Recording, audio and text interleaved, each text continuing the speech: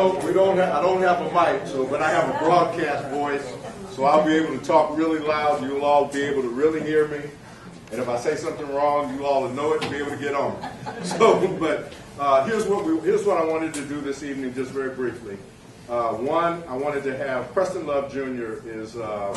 works with, he has an organization called Black Votes Matters Incorporated, and they are doing a tour this summer of some of the places in the South that I think would be beneficial to all citizens in the community. So I wanted to give him a few minutes to talk about that. And then Waste Management is here as well because they want to talk about a couple of job opportunities.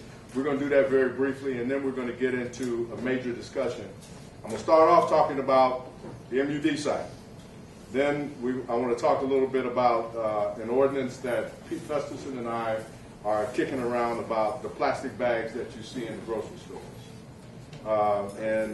Then after that, it'll be open for question and answer, if that's okay. So let me go ahead and start with Preston Love Jr. talking a little bit about the Black History Tour that's going to be taking place this summer, a little bit with Waste Management, and I'll be right back with you.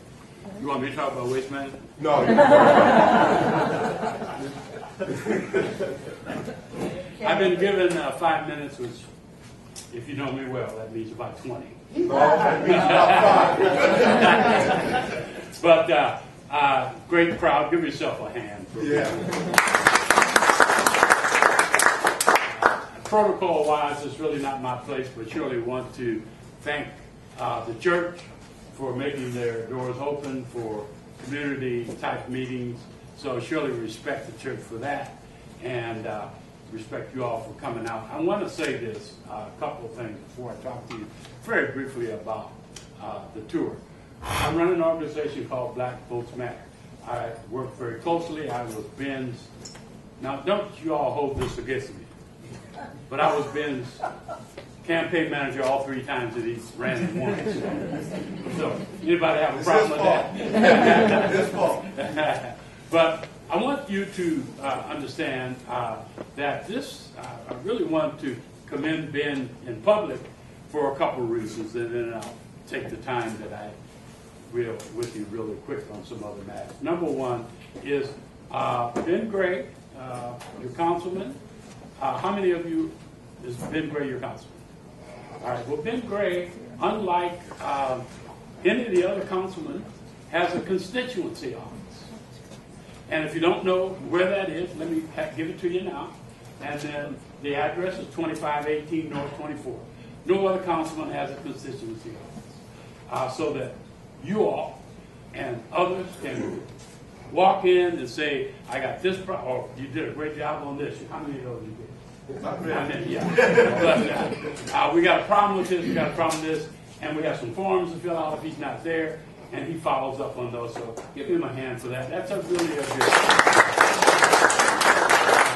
And believe me, we have lots of constituency traffic. And so it really is a lesson for the other councilmen. Really, quite frankly, there should be some way. You can go downtown and all that, but it's a little much for a lot of citizens, especially as you have the various districts. I do want to ask Ben if he wants to just let me, or he can. There are a couple of candidates from office here. Please. Yeah. So I see Eric Williams, who's running for OPPD Board of Directors, Subdivision 6. That sounds very familiar. Where's the other? Right here. What are you running for, sir? I am Tom Barrett, and I'm running for re-election, OPPD Subdivision 6. You guys running against each other? We are. Well, we can take this opportunity. But we surely respect both of you, and surely want you all to know who the candidates are. So while you're here, do a little networking with them, and so forth and so on. So it's a great opportunity. Any other elected or candidates in the House? So surely want to respect them on that. Mr. Love, I just want to add, it's just Eric and I in the race, so you won't see our names on the ballot in November or in May. We'll go into November. All right. So don't look for us and don't feel like you've been. All right. So y'all can hug for a while. Yes. So we surely that. And then the other thing I want to just say this, and I'll bring, since I won't be bringing Ben up, we surely want to hear from Waste Management, and I want to put a plug in for them. They surely have, for the short time that I've gotten to know Waste Management, been supportive of several community things that you might not be aware of. It won't take you the time, but I surely am applauding their initiatives into the community. And quite frankly, ladies and gentlemen, all the communities that work in and around our community owe the communities with some support of some way. Not all time money, it may be this or that, but we cannot afford to just let communities come and go out of our community without leaving some benefits. Or do you agree? Absolutely. So we surely. And so, Pastor here? There she is back there. Surely let's give the pastor a big hand. Appreciate your host. I want to, I run an organization called Black Votes Matter. Really the formal name is Black Votes Matter Institute of Community Engagement. What we're focused on, and have been for years, is to get the vote out. Very difficult. How many of you voted? Well, that's the problem. They're all in this room. Yeah. So we work very hard to get our poverty-stricken part of North Omaha, people who are trying to survive and whose agenda is far from voting. Not because they're not conscious or not because it's their apathy, they're just trying to survive. And so how do you get their attention? Quite frankly, if you're poverty-stricken, you should be voting more, not less, because you have more to gain. But that's a tough job. We do that, and we do it year-round. So that's what it's about. Well, what I found out, and what I'm going to tell you about for a second, is we've got another problem, which is we have an emergence of youth who don't know their civics, black or white. Kids from this neighborhood don't know their civics. So, and then African Americans don't know their history, their civil rights history. And Latinos got the same problem, and so forth. So we got some work to do with our youth, or we're going to turn around and the voting is going to be worse, not better, because we have not stepped up to it while they're still young and impressionable. Are you with me? So I want to mention, and what Ben really wants me to say, and the reason why I got the time, is that my organization is taking 40 high school kids of all races, predominantly African American, and all kinds of kids. We've got some eggheads, and we got some kids who are bad actors. But we're taking 40 of them to Memphis and all of that history. Taking them to Birmingham and all of that history. We're taking them to Tuskegee. We're taking them to Montgomery. We're taking them to Selma, walking them across the bridge, taking them to Atlanta and back. All expenses paid for a solid week. And what do you think?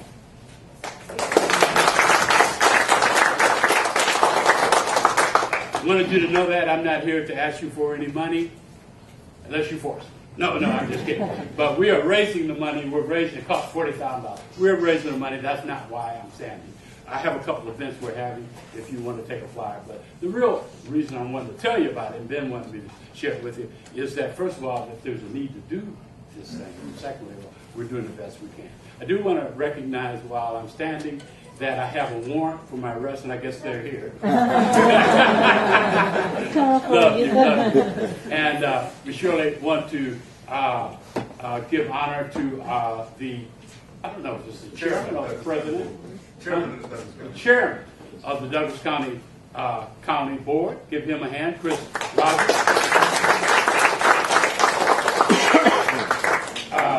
So I want to give you a couple of dates to write down, and then I'll sit down.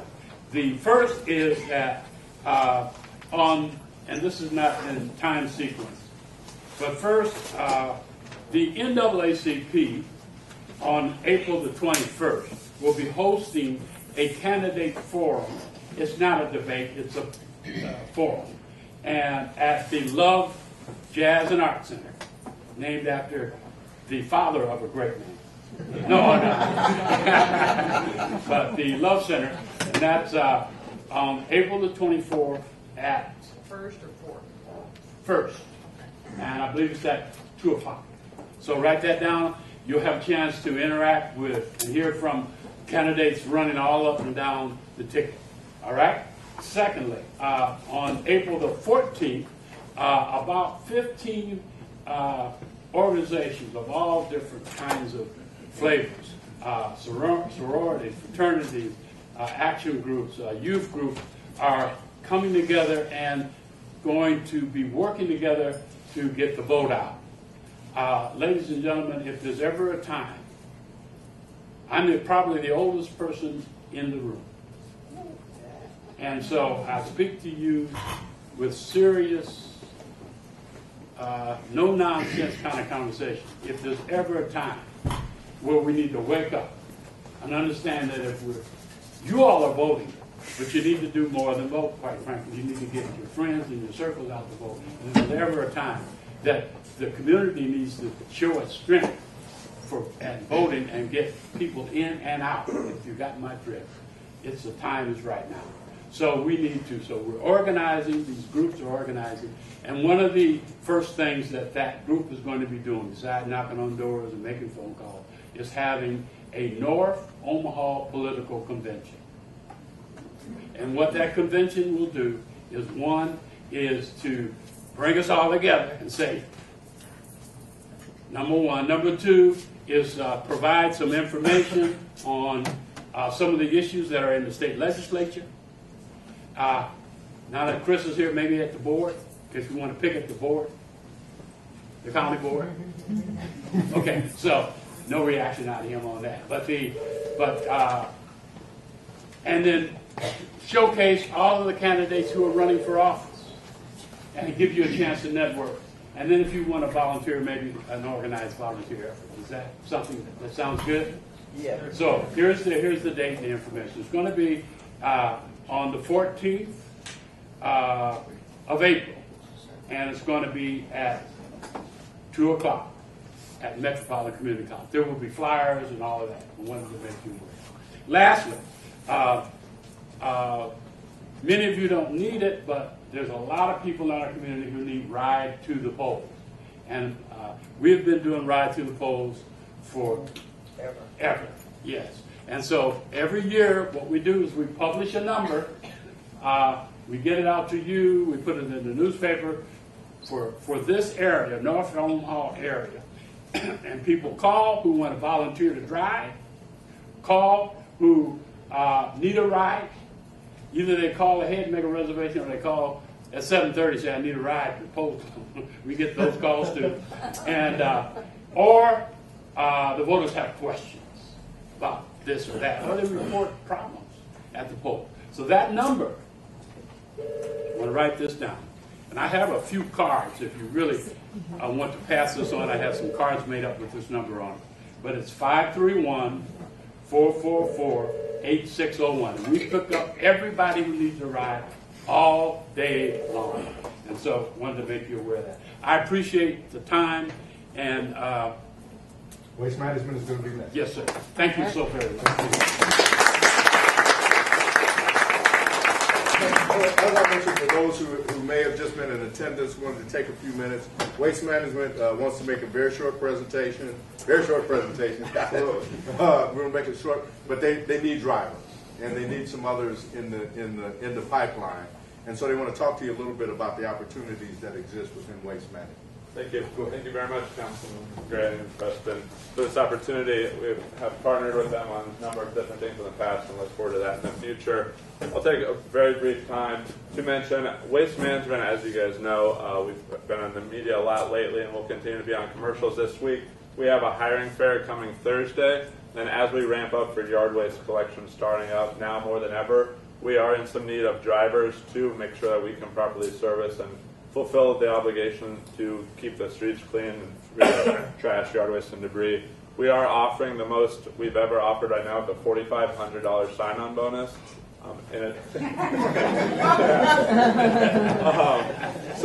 And we have jobs, so whether you're in the room or whether you have loved ones, we do have a hiring fair Thursday at the Waste Management Center there at 16th and Stores. $4,500 sign-on bonus. If you're there, once you stay a year, there's an additional $2,000 incentive to stay bonus, 401k, stock purchase plans, home every night.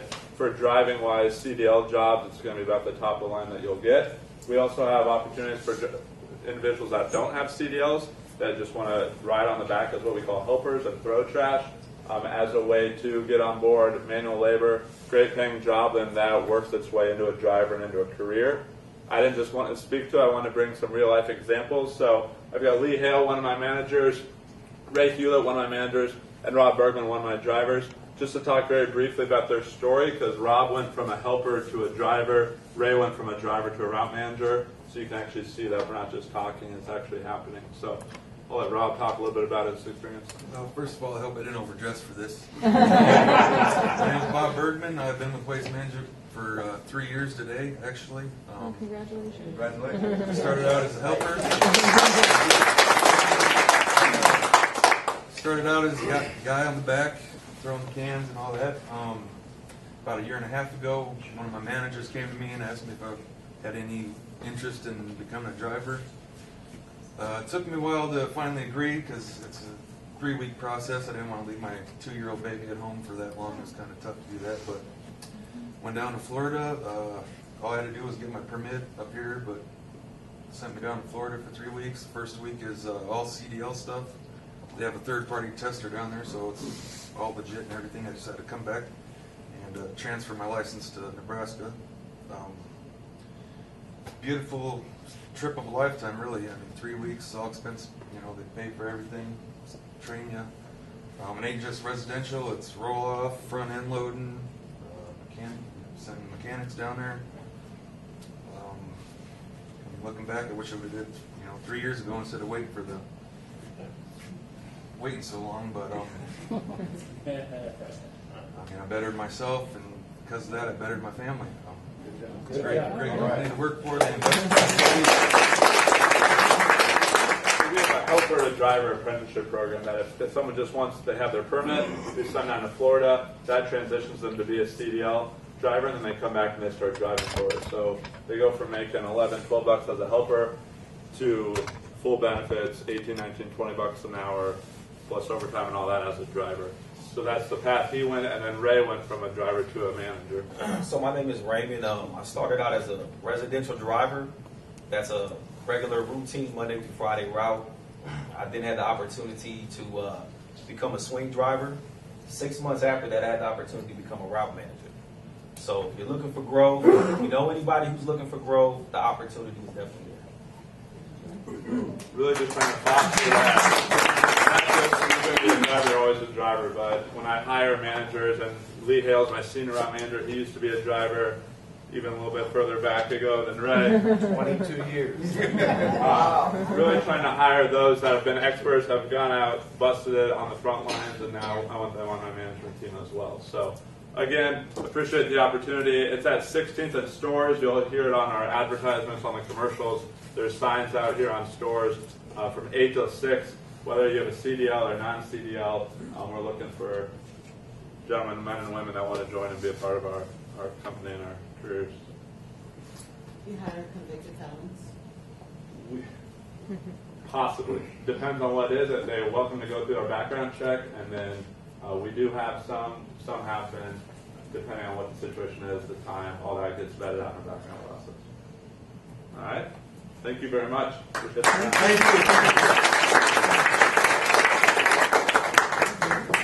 My turn. First of all, we're going to talk about the MUD facility here, because I wanted to talk about that, because I heard about a meeting that I think you're having on Thursday, or some want to have on Thursday, and I want to make sure that if you're going to have a meeting, that you're going to have a productive meeting. So what I wanted to do is give you a timeline as to when most likely things, if they occur, are going to occur. So the first of all, and I got to be honest with you. When I first heard about it, because they were having the MUD and our executive director at the land bank, and I say our because I sit on the land bank board, they had been having informal discussions back and forth for about 5 or 6 months. And the board didn't know anything about it. I didn't know anything about it.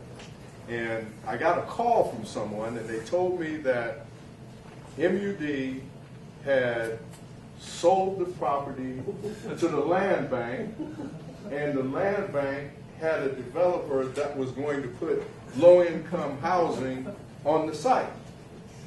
And I said, really? I said, they're going to do all that, so they're going to bypass the land bank board, they're going to bypass the planning board, and they're going to bypass the city council. How did they manage to do that?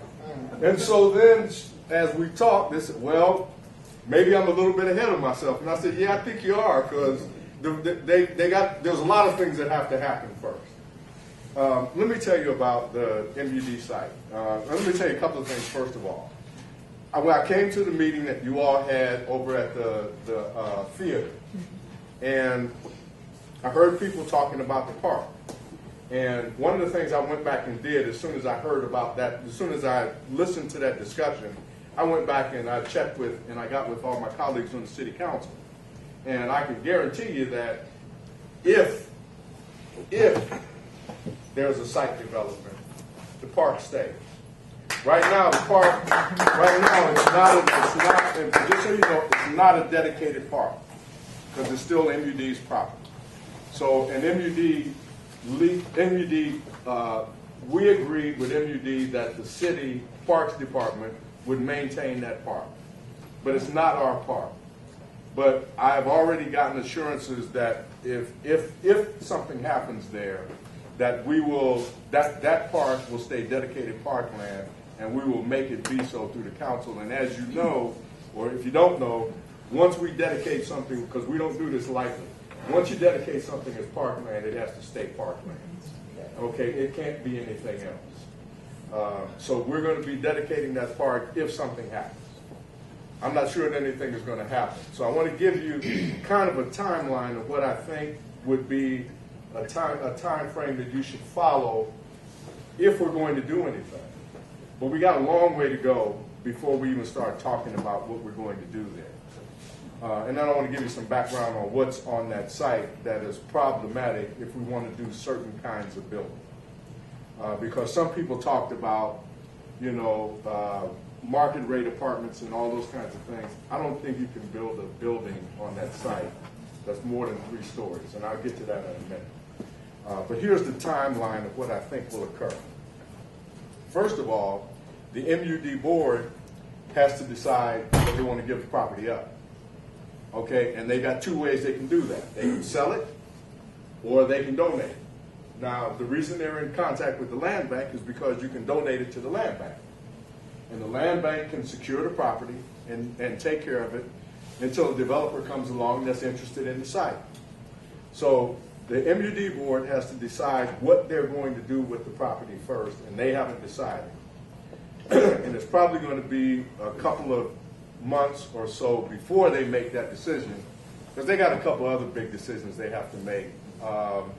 Among them, I sit on the building commission as well, and we're looking at developing a juvenile justice center, and we're looking at doing it downtown, and we're looking at doing it at some of the MUD property. And so we've been in conversations with them about that. So, the MUD board still has, they've got to make their move as to what they're going to do, whether they're going to buy it, whether they're going to sell it. Because if they're going to sell it, then the price tag for that is going to be about I think the assessed value of it is about $1.2 million. But if we're going to demolish it, if it's going to be demolished and prepared for a site, the demolition cost of that is nearly $2 million, which makes it almost cost prohibitive for the land bank to do it. So if they're going to donate it, the land bank may be willing to accept it.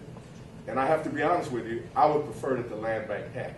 If they're going to give it to someone, that they give it to the land bank. And the reason being is because the land bank, the way we have the land bank set up, is that if a developer or somebody comes to a site, I'm tired, personally, and I think the council is tired, of these of prospective property owners buying up properties, not taking care of them, and sitting on them forever. So we don't. The land bank won't do that. The land bank gives you. The land bank, first of all, you have to demonstrate that you can pay for the property. Secondly, you have to demonstrate that you have financial resources to develop the property. And third, you have to do it in 2 years. Okay? So we don't, that's the way the land bank has to operate. So that would be the reason why I would prefer that if it was going to go to someone, that it go to the land bank as opposed to go to a private person that could sit on it for a lot longer than the land bank would sit on it. But again, the MUD board has to vote. That's going to take about 2-3 months, I would imagine. Correct me anytime you think I'm wrong, Chris, but I think that's where we're headed. So the MUD board has to vote. Then the land bank board has to vote. And the land bank board has, and depending on what MUD wants to do, the land bank board can say yes or no. And right now, we're kind of up in the air about it because of some things that I'll talk to you about later. But the board is kind of up in the air about it right now. When we first heard about it, and like we heard about it, I think you all heard about it before we heard about it on the board.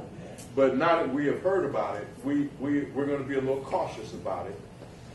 And so there has to be a vote of the land bank board. I would not expect that anything would come. I don't think anything would come before the fall of this year, to be honest with you. I don't think it would even go to the land bank or we would even consider it. And like I said, I'm a non-voting member on the board. Non-voting doesn't mean anything because I can still have influence if I want to. But, we still have to vote on that. Then, after you do that, then the developer's got to show some interest in it. And then that developer has to come with a plan. And the way our operation, the way the city council wants the operation to work, is if a developer has a plan, the developer has to, first of all, go to the planning department. Because understand, we're in an area that we describe as an area of civic importance, okay? So you can't use cheap materials. You can't use, there are certain types of materials that you can't use in this area. All of the materials have to be of a quality standard that is acceptable, that has acceptable standards to the community. The next thing they have to do is come and meet with the community about what they want to do. So that's another step in the process. And they have to do that after they make application to the planning board. Then they have to, if they've got a project and they've got some renderings of the project, then they have to come to the community for a discussion about what they want to do. And they'll talk back and forth about that. Then, after they come to the community, and if the community and the developer agree on what they want to go on site, they'll have to go to the planning board. Okay? That planning board is going to take about another 2 months. Okay? So after they go to the planning board, and if the developer is successful at the planning board, it still has to go to the city council. So I want you to understand the process that's involved and how long that process can take.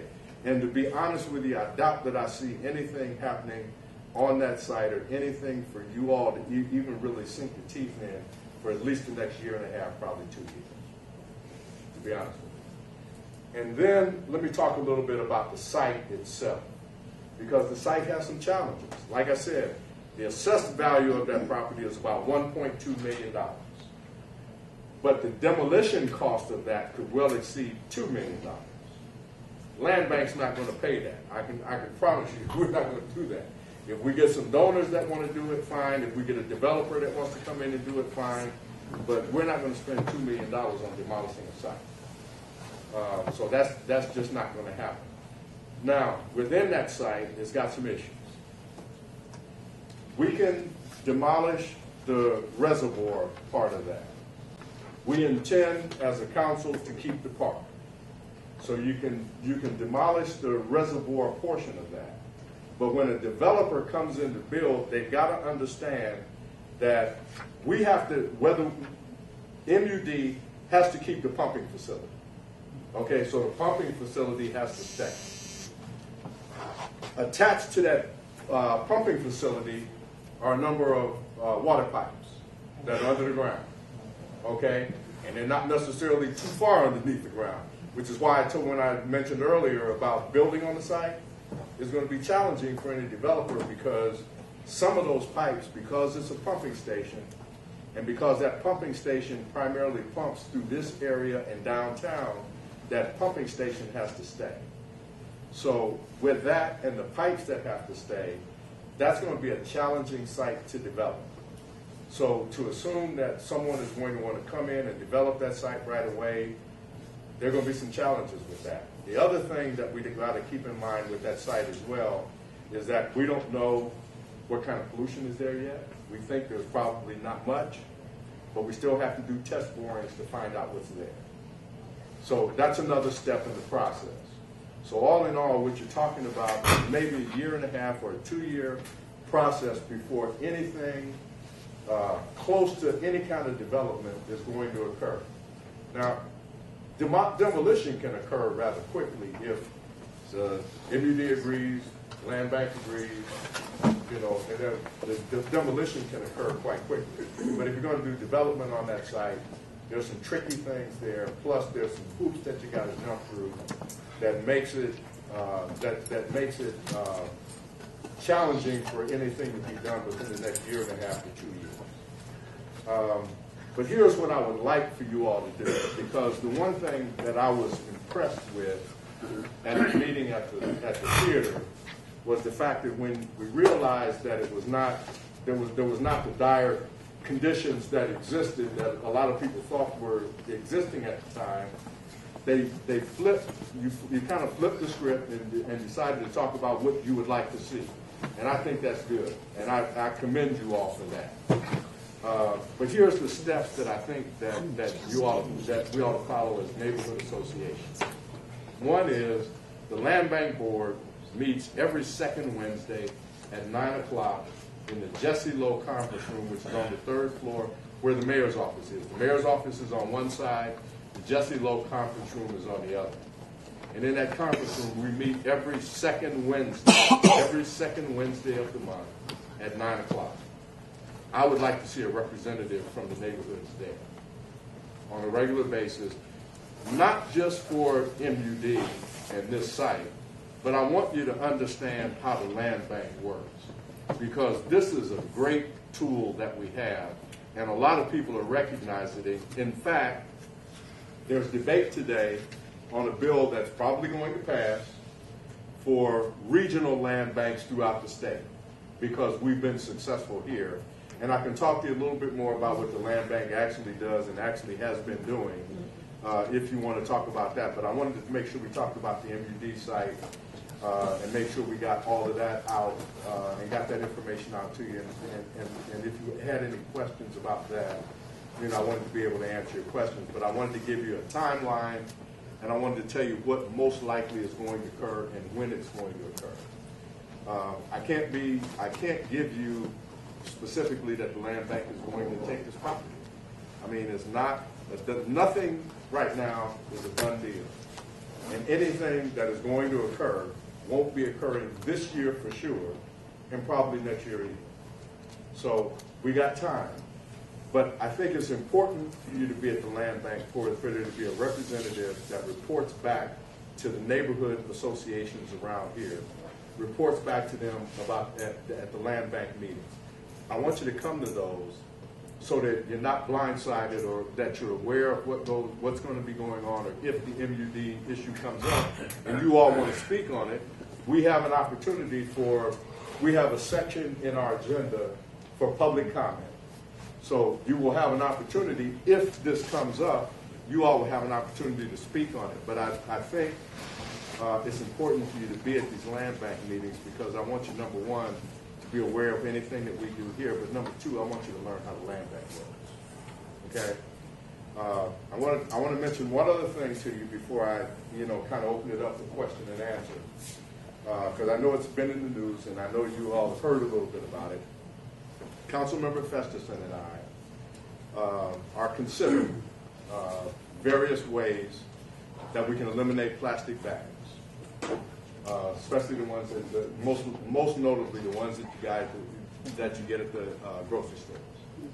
And the reason for doing that is several-fold. It's environmentally conscious, first of all, but more importantly, what we are finding is happening not only in our waste streams, but in our rivers, our lakes, and our oceans, is these fish and other wildlife are being trapped by these bags. And some of them are eating these bags. And when they eat these bags, they create a toxicity in their bodies that we eat. Okay? So having thoroughly looked at this, discussed it, we're looking at various ways we can do that. Now, there are some people that are in favor of an outright ban. And I can tell you that there are 11 countries, 60 cities, 11 countries, 60 cities, and 2 states that have banned plastic bags altogether. And so we're looking at some variation of that. Nothing is probably going to happen for the next month or so, but I can promise you that I am environmentally conscious. And we are going to push something forward for there to be discussion about. And I just wanted you to be aware of that. But it is Councilmember Festerson and my intent to do something to eliminate as much as we can the plastic bags, especially the ones that you get at the grocery stores, to eliminate those bags from the waste stream. So with that, that's all I have formally to talk about. If there are any questions about any other subject, it doesn't have to be about the MUD, doesn't have to be about plastic bags. It can be about anything you want to talk about. This is my district, your time to tell me things that you see going on. We're doing a really good job with our abandoned building ordinance, let me say, because we've gotten several slumlords. One's out of the business. 2 we're working on because we're not. Having properties that are not taken care of and continuing to deteriorate, especially in our neighborhoods, is unacceptable to me. It is unacceptable. That's why I pretty much created the abandoned building ordinance. I pretty much worked on bringing the land bank here. And I have certainly worked on making sure that these landlords live up to making sure that they take care of their properties, and if they don't, we want to know about it. And we're fashioning a way as a council now to make it easier for you if we got a house that you're having some issues with. We're looking for an easier way to get through that because we're finding that we are fielding more calls and handling more calls than the mayor's hotline is right now. And so, we want to try and streamline and find a way to make sure that if there's a house that needs to be addressed, that we can address it a lot more quickly. Now, we are addressing them a lot more quickly than we were, but we still want to even accelerate that pace because right now we had on our, and just to give you an example, 2 years ago we had about, Narita, we had about 200 properties on the demolition list, and today I think we have 57. So we're moving in the right direction. But we still got a lot of work to do, and we still got a lot of slumlords that we still need to see. And so we're going to make sure we see them in one way or another. They'll come before us, and most of the time they come before us with a fine that they owe, and we usually tell them, go pay the fine, and then we'll talk to you after that. But we're now starting to have some effect in the community as it relates to some of these abandoned and neglected properties. Yes, sir. Yeah, along those lines, do you know what the status of lead testing for kids is and how consistent that is in town right now? And is that still being monitored? What are the current testing levels showing as far as lead and kids and blood tests and stuff? So you wanted to tick me off right away, didn't you? let me tell you the answer to that because I'm highly disappointed. When this first started, I was not even I had no plans for running for politics. I was still in television. But I kept asking EPA and HUD the question because they were cleaning up yards, but they were leaving the house. Mm-hmm. And so I'm saying, well, wouldn't it make more sense to abate the house first and then do the yard? Okay? Well, HUD and EPA don't talk to each other. No. federal government for it. They don't talk to each other. So we went about and spent, and I want y'all to write this figure down. We spent $300 million doing this. $300 million of federal taxpayer money to remediate these sites. Last year, I happened to go to an elementary school in the district, down by Miller Park. And the Methodist Teachers College was doing a health fair. And they tested, by the time I got there, they had tested 33 young people, 33 children.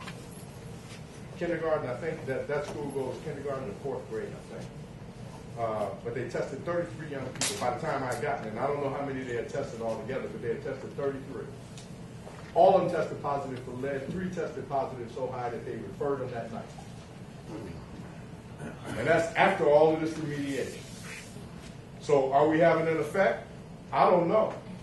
It seems like we're not. Because I know they've done a lot of the soil remediation. They've done a lot of soil remediation, some $300 million worth. See, I lived in a house over 41st and Cass for years, and I couldn't even have my grandkids over there because I had 32 old windows.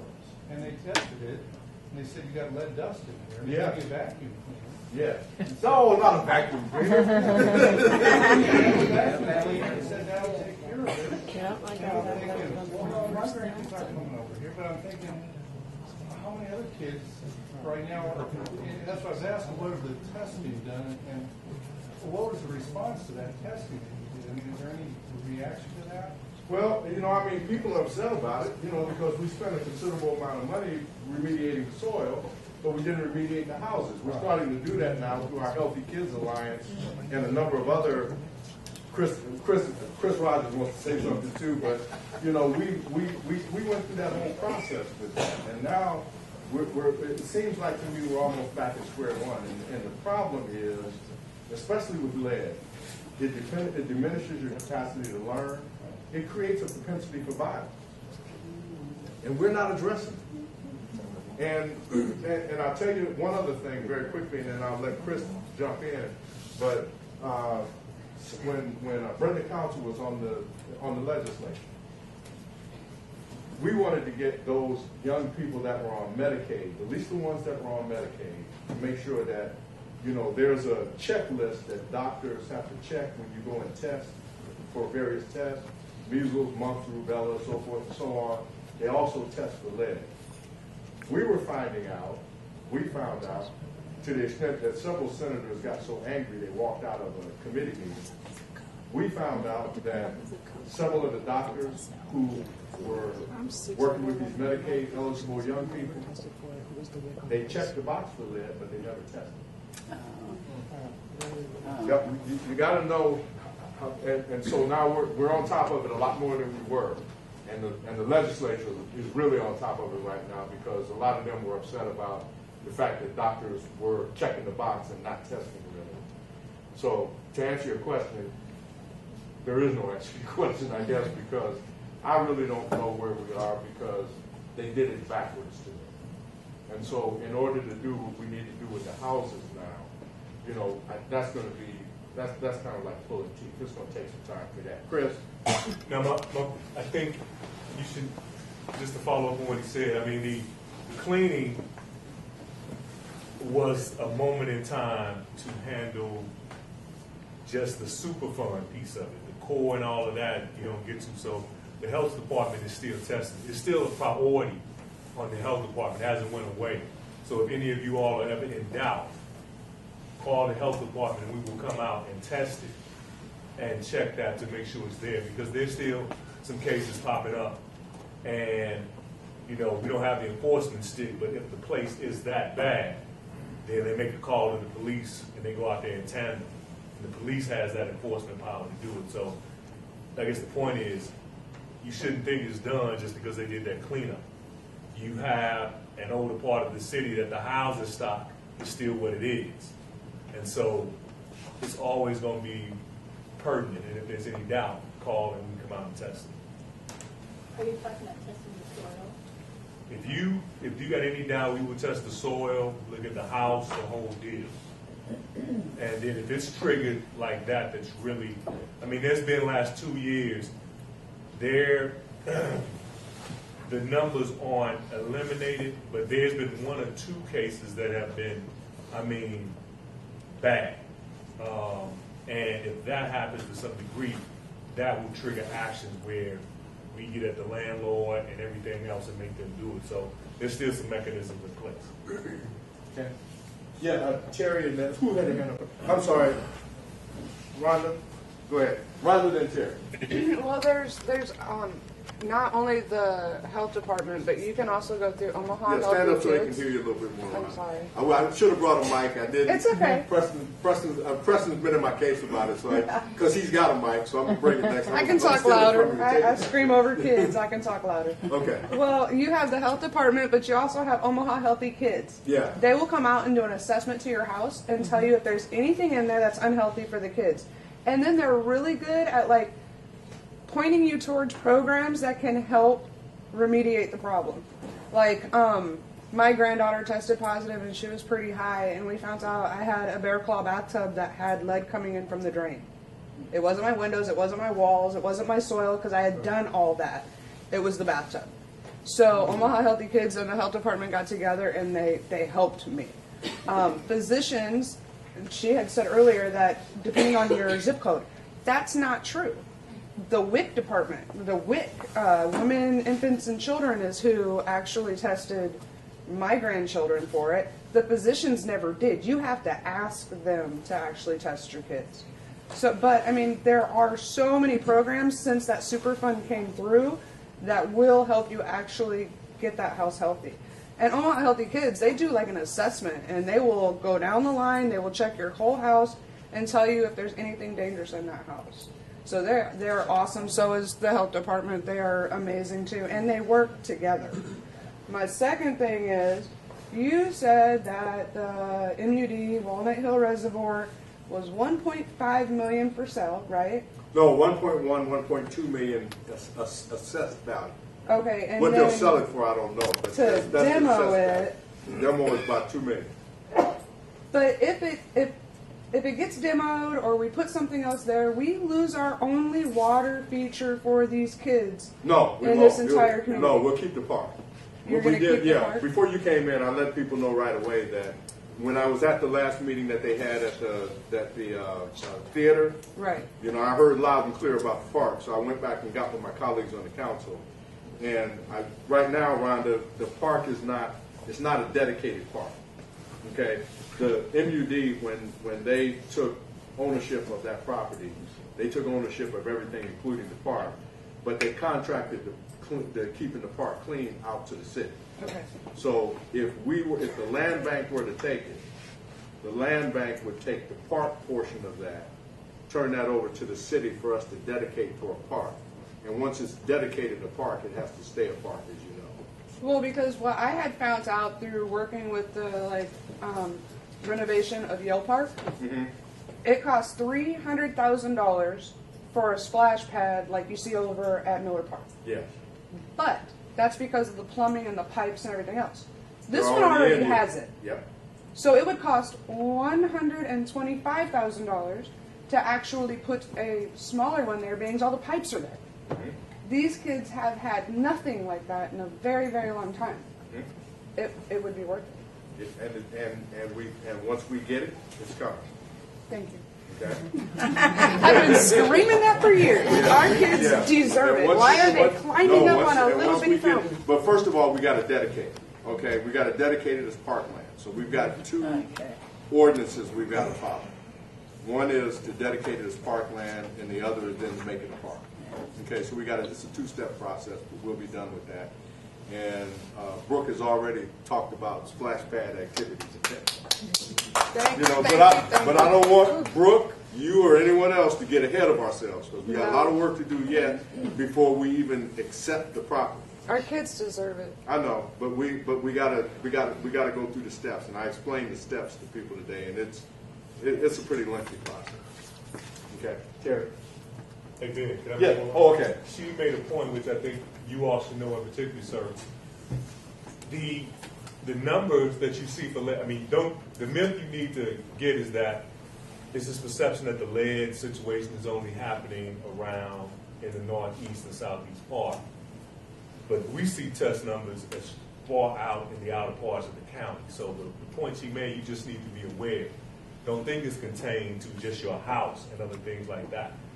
When we see this thing GIS'd out and it's color coded for intensity, I was surprised to see a location way out by Ballard.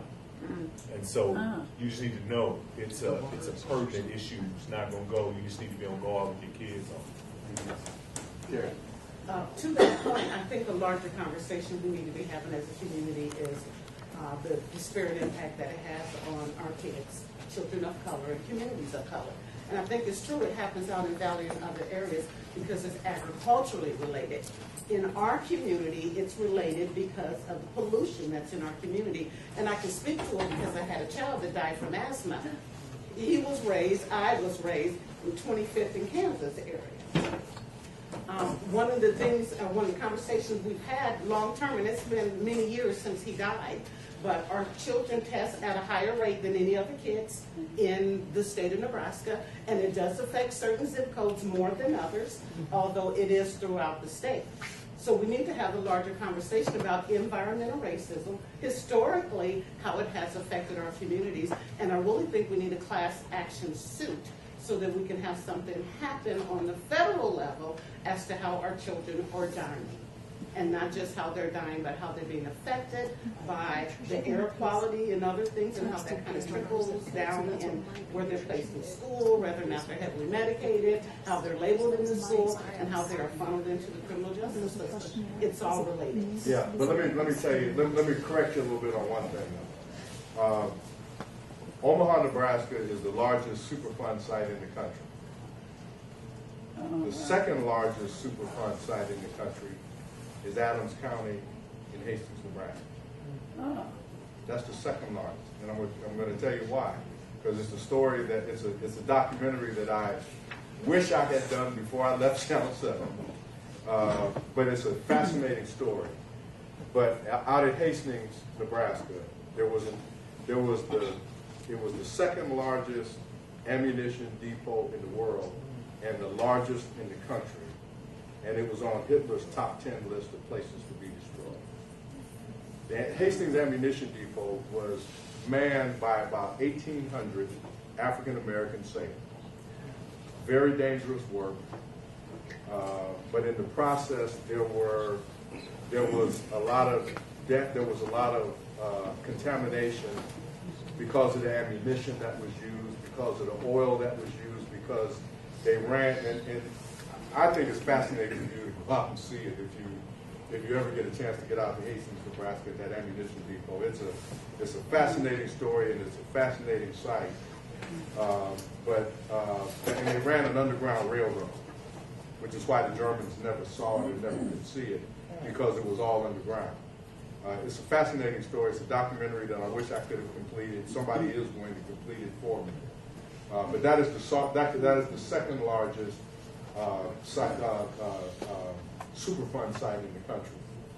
Isn't it unfortunate that both the first and the second largest Superfund sites in the country are in Nebraska? Where's the third? That's not by mistake. Not at all. What's the third?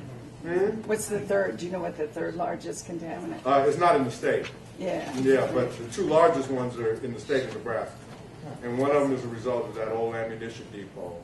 And I don't know if they're ever going to, because the ammunition depot is 27 square miles. You could see it from space. It was that big. And so trying to clean that up is going to be more than a notion for anybody to attempt to do. But you're right about the environmentally, because it was in a certain part of town and in a lot of places, in a lot of cities around the country, same sort of thing happened as what happened here. So it was an environmental racism, as you correctly put it. But it's like everything else. It'll start here, but it's going to spread. And now it's spread. And now it's not just a northeast Omaha or a southeast Omaha problem. It's an Omaha problem that we got to fix. Yes, ma'am, what's up? What I was wondering, had the council came up with any solution what they're going to do with the OIC building? And also, have you all came up with any idea on what's going to be going down on the west side of North 24th Street? Any business along that area on 24th or what? Because we are, the redevelopment is happening on the west side of 24th Street. And I wanted to know, have y'all came up with any ideas, any blueprints on what's going to be going on 24th Street? And especially with OIC. There's two answers to that. One is yes and one is no. The yes part is we are looking at, there are a couple of businesses that are looking at bringing in jobs in and around that area that I cannot talk about right now. OIC, that board runs that building, and we're not going to overstep that board. But we are in communication with them about some other things that we can do on that site. But we're not going to take that. We're not going to take OIC by eminent domain or anything like that, which some people have heard about. But we're not going to do that. So right now, OIC just kind of sits. But there are conversations going on between the board president and a couple of developers. Now, how that turn, and I've kind of stayed out of that because it needs to be between those three parties right now. The other project is a food distribution center that's looking to go in to the North Omaha community. And there are a couple of other businesses that are looking as well at the Carnation Building and a couple of others, but nothing has been etched in stone yet, but there are a number of people that are looking at those properties. Okay, what about the Native Omaha building? It's been sitting there for a while. I don't know if the Native Omaha building is salvageable. You hadn't been in there. There was some work that was done in there, and the work. Unfortunately, what they did when they took a couple of things out, they took out a couple of load-bearing walls. So now they got some serious issues. Oh my God. Okay. So I'm not sure that the Native Omaha Club is salvageable. That's the reason why I say that. Okay. Well, do you know, is any developers coming down on 24th Street on the vacant lots that's down that way? Besides the land bank? Yeah, there's some developers that are looking at it. But there's some people that first of all, you got to understand there's a lot of people that own property down there that don't let you know that they own property. Mm-hmm. Okay? So the title search is the things you have to do first. So to specifically answer your question, I couldn't because I don't know who owns what down there. But there's some people that own property down there that, unless you go to the register of deeds, you don't know that they own property. Other questions? Yes. I got two things. I've heard on the news that we have a $10 million surplus, tax-wise. Well, I mean, maybe I'm on from a different. No. I wish the mayor and others would stop using the word surplus, but it's not a surplus. Okay. So it's not a surplus. No. But my question is, if there's some money laying around somewhere down in City Hall, I really hope that you encourage the mayor that we need to spend whatever money is laying around. These streets in North Omaha are so horrible. And here's what I'm angry about. I expected to hear that earlier. Here's what I'm really angry about. I keep hearing on the news about all these streets that we taxpayers that have lived on this side of town have paid for. Out on 160th, 150th, they all getting resurfaced. They all getting redone. And yet and still, we got streets in North Omaha that have never been paved. I would like to see a map of what the city intends to do about these horrible streets. And my son says, Mom, don't let your little car run into a crater out here. But we got craters out here. And I'm sick of hearing on television that they're fixing the streets. The traffic is so crazy because they're fixing the streets out there. And we supposedly have some surplus money, and we have streets that are deplorable that we taxpayers have paid for. We paid for these streets, and we paid for those streets to be put out there. So I want to see a map that says this is what the city's going to do for for North Omaha as far as the street crisis is concerned? Because it's a crisis. Streets and sidewalks. Let me say a couple of things about that. First of all, I need for everybody to know where the money comes from to fix the streets, okay? There is about $12.5 million that comes out of our general fund that goes towards the streets. But the majority of dollars that go to fix the street come from street and highway taxes, street and highway bonds and gas taxes. So most of it, when you talk about our budget, our city budget, our general fund city budget is about $380-some million. But our overall budget is close to $900 million. And part of that is because we get gas tax dollars and others, and all of that is dedicated to roads and road projects. Now, having said that, let me say this. There's been conversation about a streetcar. That's a waste of money. Been serious conversations about a streetcar. Matter of fact, I've seen a couple of drawings and a couple of designs about people want to do and so forth and so on. And I think the assumption was that I was going to be supportive of it until planning and other folks started talking to me about it. Because I don't plan on supporting the streetcar until the streets get fixed. Until you show me a plan about how the street is going to, how our streets are going to get taken care of, then we can talk about a streetcar. But until we talk about a real, serious, ongoing plan that we're not going to deviate from to address the streets, I will not be supporting a streetcar. For those of you all who may want one, understand my feelings about this. I'm not going to support it until I know that there is something concretely that's going to be done about our streets all over the city. And I know we talk about North Omaha and South Omaha and so forth, but I can take you some places to West Omaha that are just as bad. Okay? It's bad all over this city.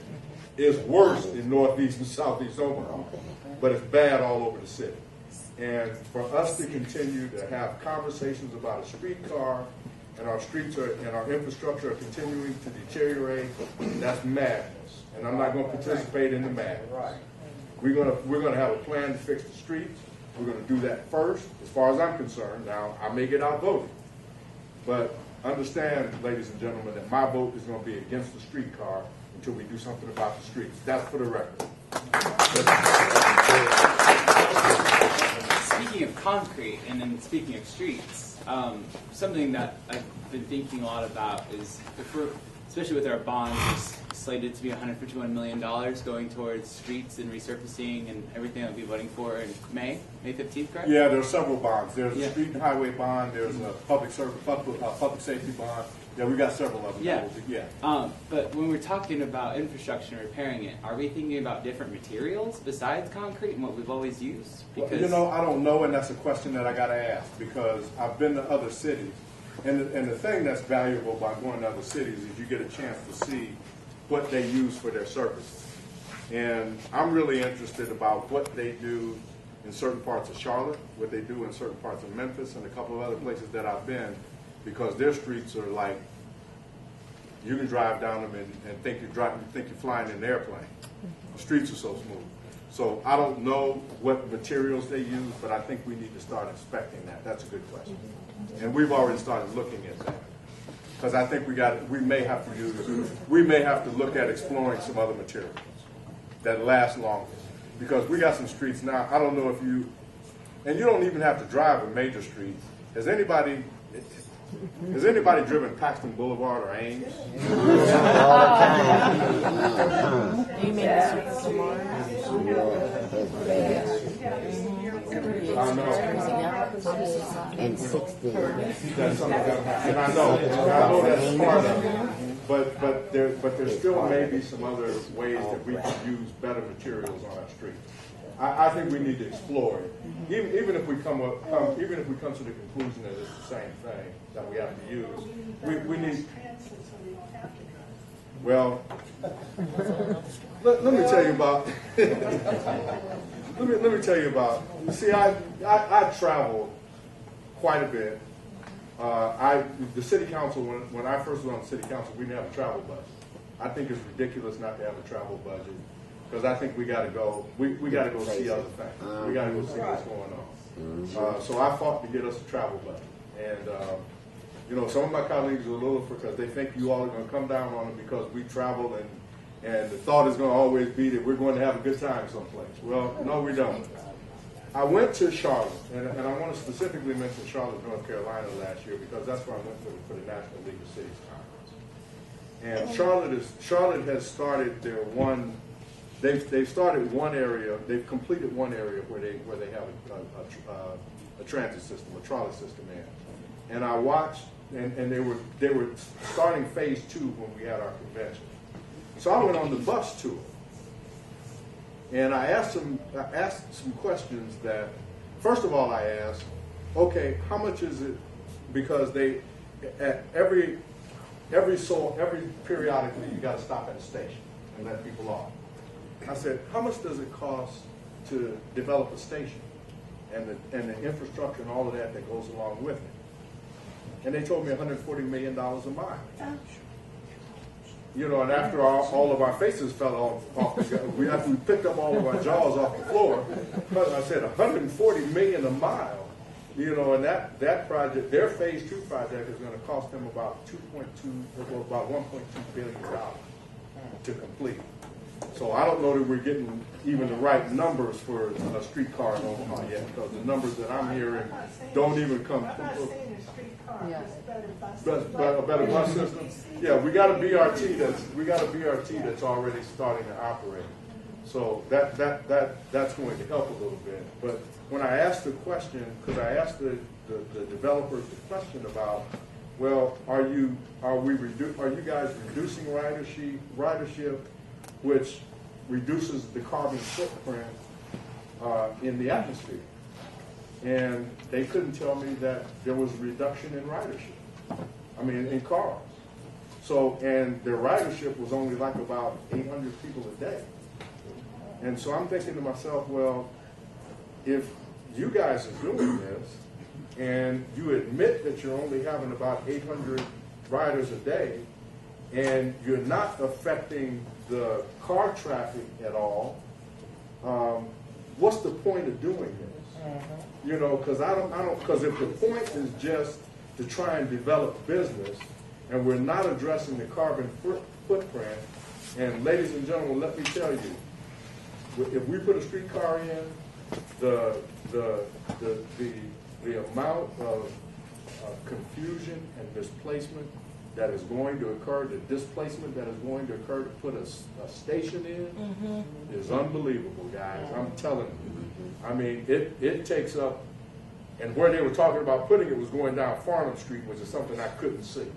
I mean, I can't see it because I don't think Farnham's big enough. But okay, you guys say you know better than I do, but I'm not going to support it until you do something about the streets. But I have some concerns about that kind of a system. But I think the BRT and a better bus system that you're talking about, I think is a better way to go. Mr. Lott. Well, first of all, I think he had his hand up. Who had his hand up? I'm sorry. Does the liquid that they use to de-ice the streets have any damage on the concrete? Because I remember maybe about 20 years ago they did the same thing and they stopped doing it because it was damaging the streets. No, they stopped. The stuff that they use now doesn't damage the streets. The stuff that they use now, the stuff that they were using about 8-10 years ago was damaging the streets because it was salt related.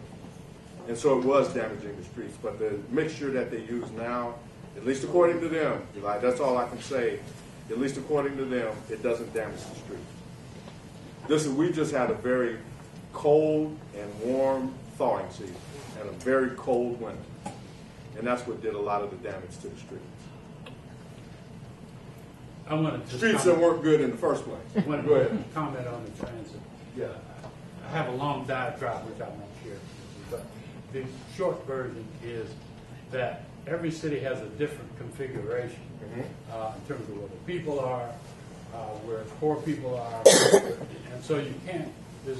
There's a limit to how you can use the strategy of one city versus another. But so that's the first thing I want to say. The second is in Omaha, what we should be addressing is the lack of the ability for where one of the problems we have in the city is people can't get to their jobs, and from our sectors. And so if the transit system doesn't address that, Right. then it's off base. Right. And so, But it's not going to address it. I don't. That's what the point is. Yeah, and so I'm saying that alone, unrelated to some of the other factors, the strategy is that the people who are talking transit system are not talking to the needs. They're talking to something else. And so we need to make sure, and I know you're saying you're against it for another reason, and I agree with your reason. I'm just saying the dialogue needs to be bigger, because every time these new ideas come up, somebody's got to be shouting, what about this and what about that in your strategy? That's my point. I don't want to go on and on. I got you. No, I got you. But, you know, and there's several reasons for it. That is included, because where they were talking about, where I saw the diagram where they wanted to put it was Farnham Street, some way through to Dodge, out to the West Roads and back. And I'm saying, what about Creighton? What about North Omaha? What about the Med Center? What about, you know, I just thought, what about all these places that are not going to be, what about the zoo? I mean, you know, we're not touching what we need to touch. And we're spending a lot of money not touching what we need to touch. And so that's why I'm not in favor of it. We got to see something happen. And it's got to be more holistic, like Brother Love said, it's got to be more holistic than what we're talking about now. Yes, sir. This is a changing subject, except that's fine. This is town hall. You talk about whatever you want to talk about. A lot of money, and maybe it's something that you can't provide much information on. But the sewer system redo and the money going into that, which is coming on our water and sewer bills. Now, don't get me wrong. I know we've got to clean up our act, and that our wastewater can't go into the river untreated because it's affecting people downstream. Exactly. But in 2009, I had a very brief stint with a subcontractor who was trying to put in a bid on something for that system. And at that point, it was $1 billion. Now it's up to something like $2 billion. It's two. And no, it's been two for a while. It's been two for a while. Mm-hmm. And I'm wondering if we've bought a Cadillac of a system with giant pumps to run things through tunnels for, way underground for miles and miles, machines that get stuck in it and all that. I think we needed a serviceable vehicle, but I'm not sure we needed a Cadillac. And I'm wondering if we aren't paying for a Cadillac, whether we're getting it or not. Good question. Good question. And that one I can answer a little bit too. But that's a good question. We revisited that last year. We brought in a company to look at what we were doing and if we were paying too much for it. Okay. We have now reasoned that at least one deep water well that we were going to build, we don't have to build. So that's about $500 million that we don't have to spend. Okay, so we got one of those, but we still got 2 deep water tunnels that we do have to build. And we're constantly looking at it to make sure that we are not spending more of the taxpayer dollars or more of the sewer use dollars than we need to spend. But I want to say something about that a little bit further, because I want to take you all back in history a little bit. In 1972, the federal government passed the Clean Water Act. In 1972. In 1974, and for about 8 or 9 years after that, the feds were trying to get municipalities to because this is happening in about 90 cities. I don't know if you know that or not, but the sewer separation project is happening in about 90 cities. And it's happening in areas where people can least afford it, in poor areas and so forth. Because it's the oldest system. It's the oldest system. And so in 1972, when they passed the Clean Water Act, the federal government had dollars available that they were willing to help offset the cost of what it was going to take to do a new sewer system, because they knew it was going to be really expensive. Cities kept jacking around, Omaha included, kept jacking around, and then the federal government said, okay, here's what we're going to do. We're going to mandate that you do it. And we're going to make that, and we're going to give you a time limit to get it done, and we're not going to give you any money. You're going to fund it yourself. Think about that for a minute. We had an opportunity to get it done and not be at where we are right now, charging homeowners sewer use fees, increased sewer use fees. But because we weren't paying attention, and at that time we had at-large election, so there was nobody that was really representing Northeast Omaha at all. So they just let it go by year after year after year, and they kicked the can down the road, The federal government said, well, we're not going to let you kick the can anymore. We're going to make you do it, and we're going to give you a time limit to get it done, and we're not going to pay a dime for it. We need to know that story because that's a history lesson for us when we do things across the city. Yes. I just want to comment on also, I'm standing up for this. What he just said translates into $2 billion of federal mandated work. $2 billion for the federal, with no funds. And so, where does that money come from? And you kind of already know now because you've been looking at your bill. But that is going to keep creeping up. I don't know where the max is, because just like you said, we got to do another rate increase this year. Just because we got to do another rate increase this year.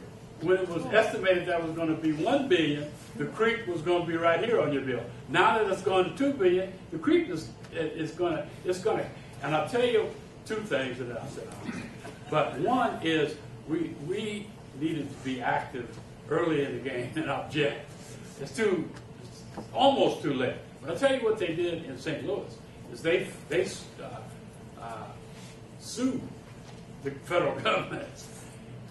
Saying we're not going to do this because you're not providing the funds. So that's it's still an option if we wanted to take some action. It is unfair for us to have to bear that expense, and you're bearing it, and it's so subtle. Some of you don't even know. It's right there on your MUD. It's not MUD.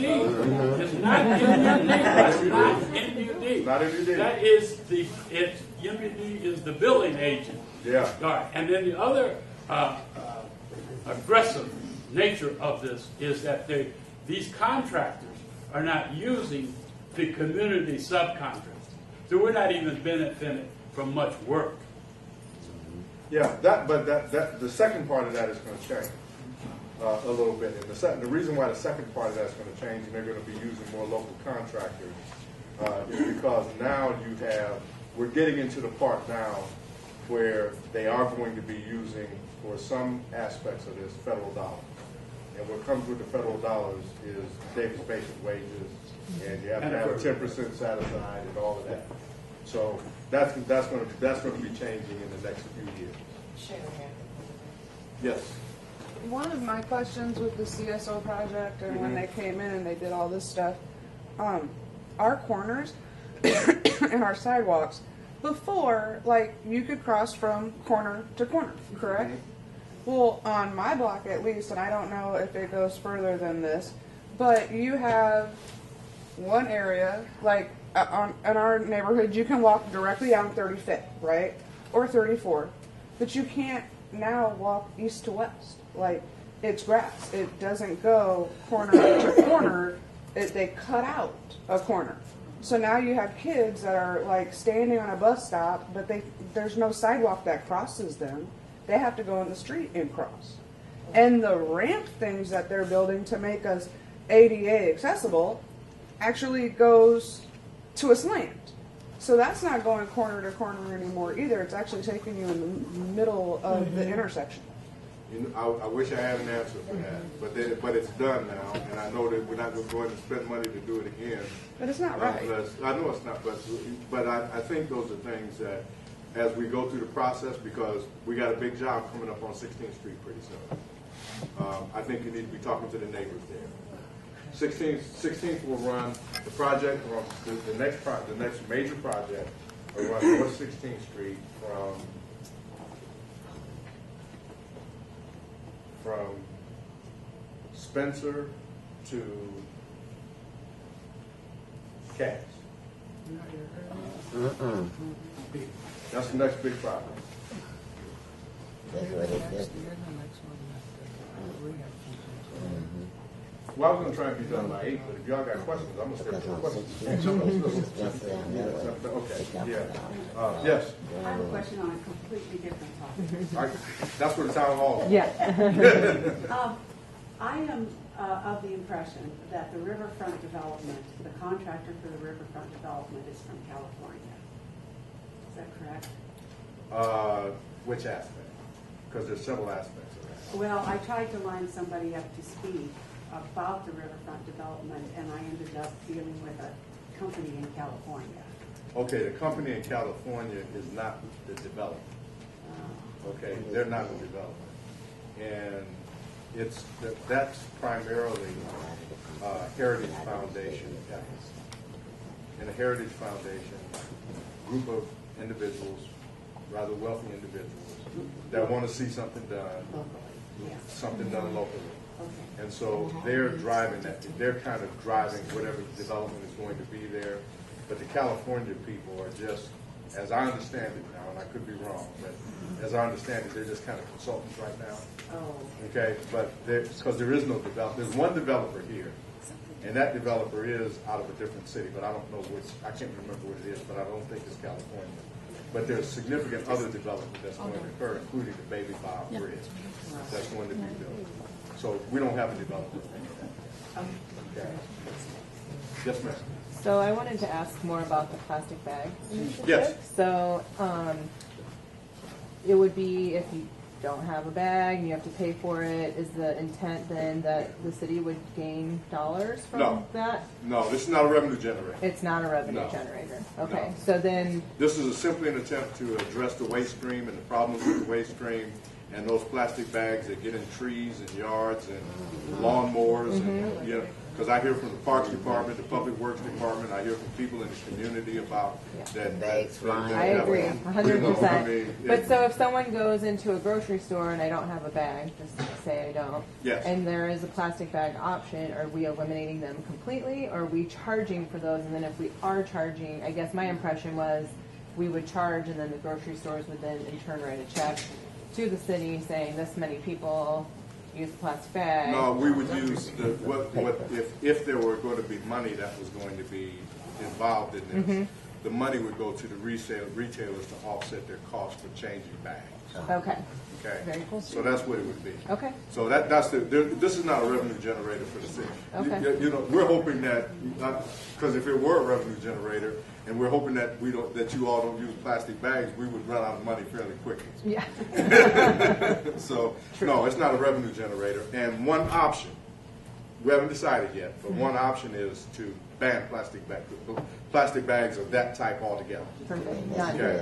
I'm behind that. But what about recycling? When you recycle bags, don't you can't use They're them? not recyclable. Well, you take them to. You take them to stupid Hy-Vee. Waste management is here. They can tell you they don't want take those it to bags. Hy-Vee and I'm not recycling them? What are you doing with them? They don't recycle well. They're too thin of I don't know what they call it. They're too thin of yeah, they go to the landfill, but they're too thin, and then they get caught up in these guys' equipment and stuff. So it's just a nuisance to have it. It damages the waste stream, and if we can do something about it, that makes their job easier. It makes our parks and public works department job easier. Why don't we do it? Especially if it's going to help us with the environment.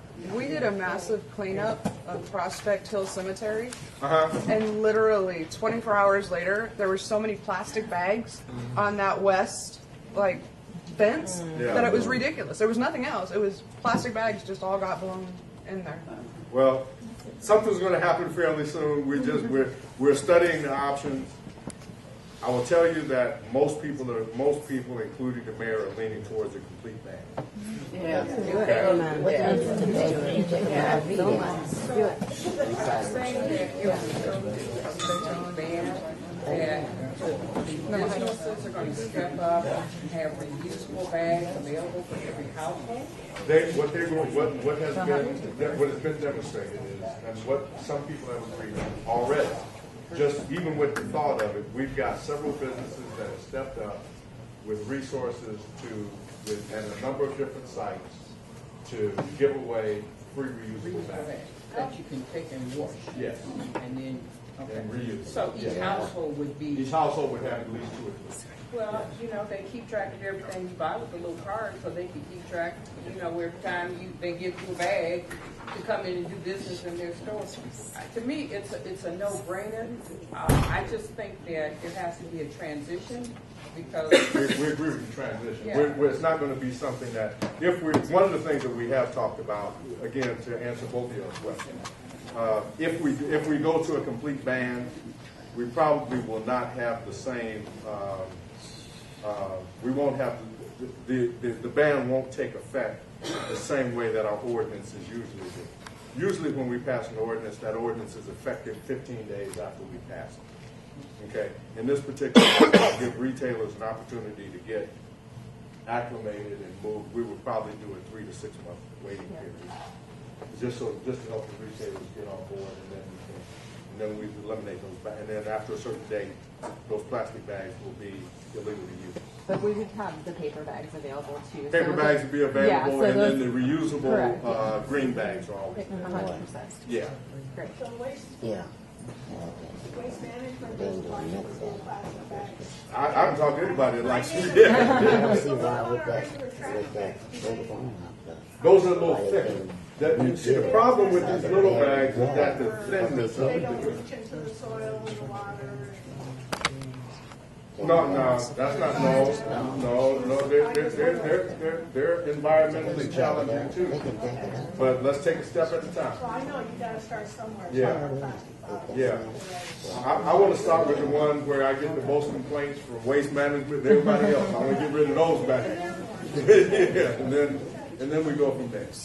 Okay. Anything? Yes, sir. Yeah, on the plastic bag thing, they don't just float out in the air by themselves. So if you want to start at the beginning spot, you need to talk to the apartment complexes and the landlords that their dumpsters are so overloaded that trash flows everywhere. That's where they start coming from. So if you want to address the primary source, that's where you have to go. People aren't standing out there on their plastic bags saying, hey, let's let them go to the tree. It starts at the trash.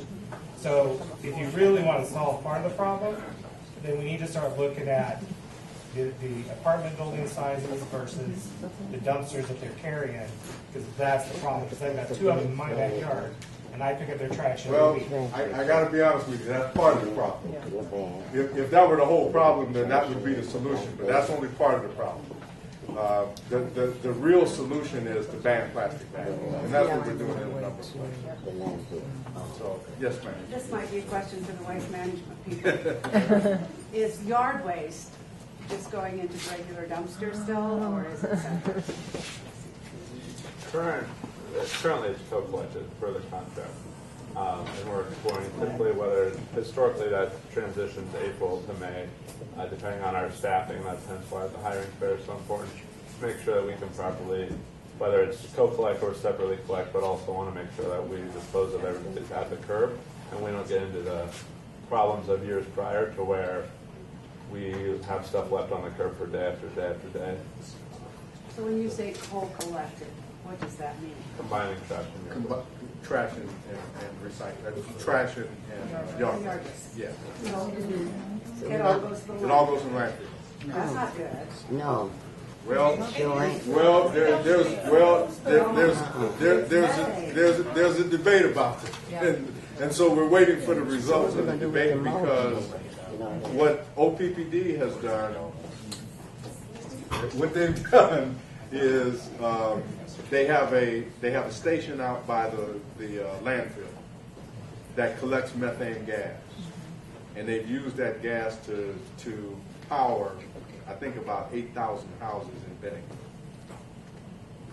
So, and once one of you get on the OPPD board, you'll probably learn more about that facility. But I was a journalist when they were building it, and it's operating very nicely. But whether that is, because now we're debating whether composting or taking it to the landfill and using it as methane through that system creates less of a carbon footprint, or if the Omagro and the composting creates more of a problem in the atmosphere. So that's being studied right now. So I don't know what the answer is to that. I know what some of the mayor staff is talking about. They want to keep it. They want to take it to the landfill and use it for methane for electricity.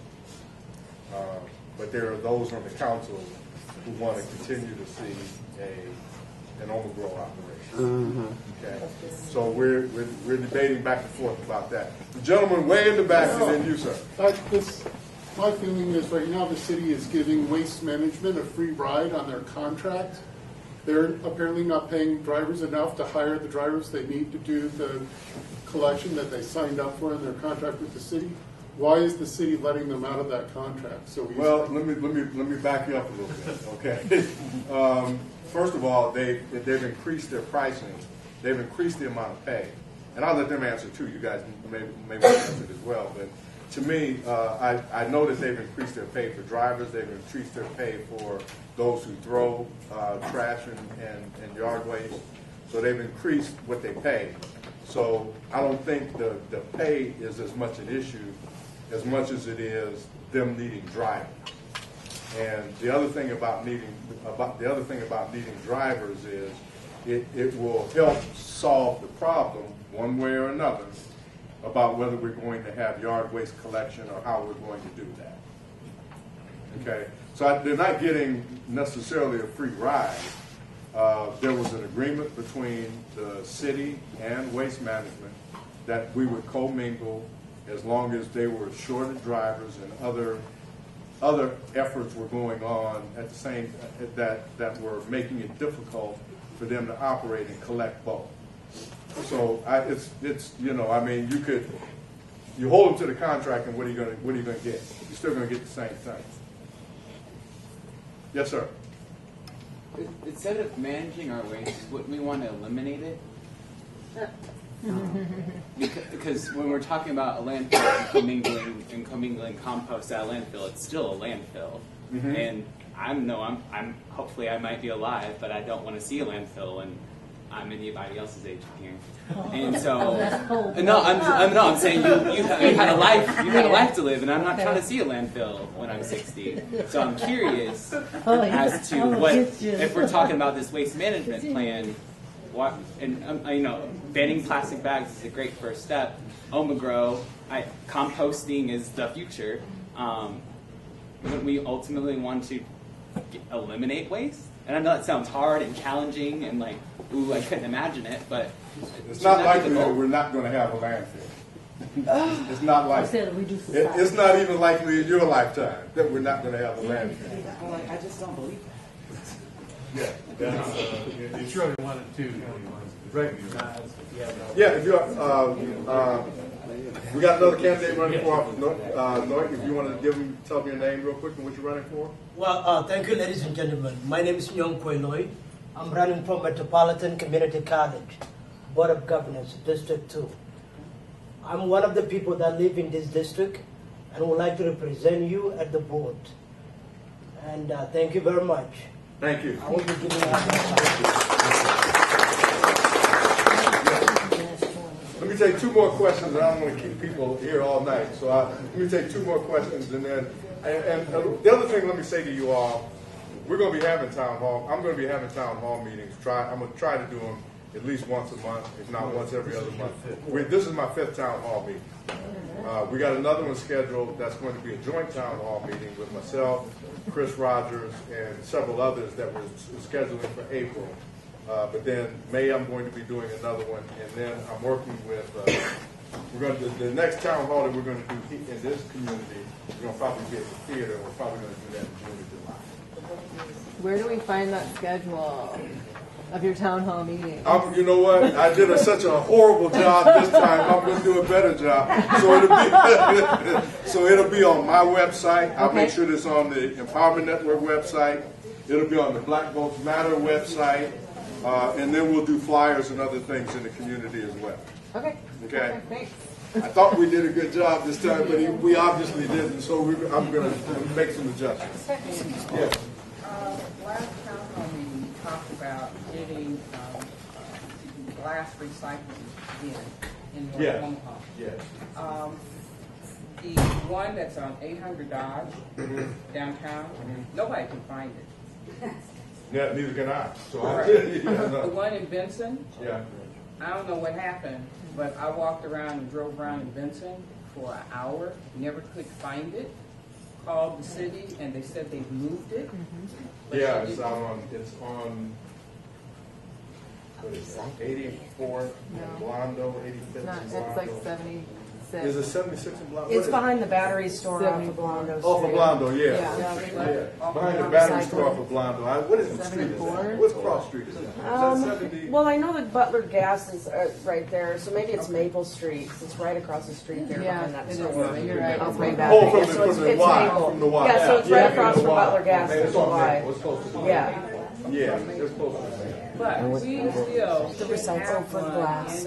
Oh, yeah, they got it. Because I take my own since they don't pick it up. And we have all these vacant lots and you know, all these places where we could put a glass recycling bin in North Omaha, and I think we get more people in North Omaha to recycle. Okay. But I'm not gonna spend another gallon of gas running Let around me looking for the. let me look at a site. Let me look if we can find a site and somebody else be willing to operate. This isn't exactly North Omaha, but there's glass recycling at 27th and Douglas.